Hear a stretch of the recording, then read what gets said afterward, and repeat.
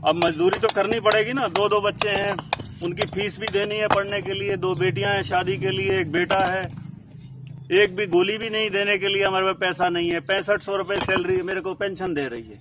अब 6500 रुपए में पेट भरें या बच्चों को पढ़ाएं। अब चाय की दुकान भी खोलनी पड़ेगी, उस पर बोर्ड लगा दूंगा, हरियाणा सरकार का क्लास 1 गस्टेड अफसर चाय की रेडी पे चाय बेच रहा है। अब यहाँ मजदूरी कर रहे हैं, कम से कम 600-700 रुपए दिहाड़ी तो मिलेगी। हम कौन सा यहाँ पे रजवाड़े से पैदा हुए हैं, पढ़ाई लिखाई करके मेहनत करके अफसर बने थे, लेकिन सरकार ने जहां से शुरुआत करी थी वहीं पे हमने वहीं पहुंचा दिया इसने। और ये बीजेपी की सरकार जो है, ये सिर्फ पूंजीपतियों के खाते भरने के लिए है। खट्टर साहब बोलते हैं मैंने बड़ी लावणी करी है, बड़ी ये करी है, जरा कदे पेंशन छोड़ेगा क्या?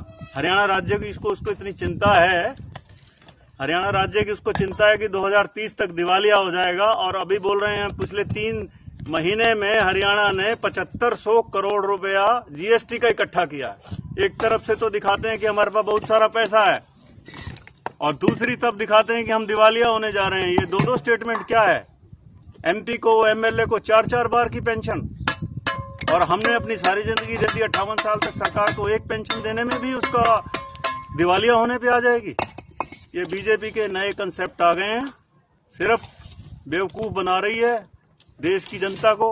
और दोबारा अब लोगों सचेत हो जाओ, वोट की चोट दे दो इनको।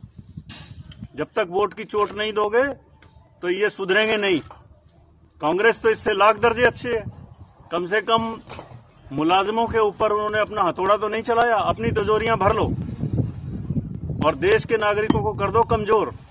हमने जहां से जिंदगी शुरुआत करी थी वहीं पे आके पहुंच गए।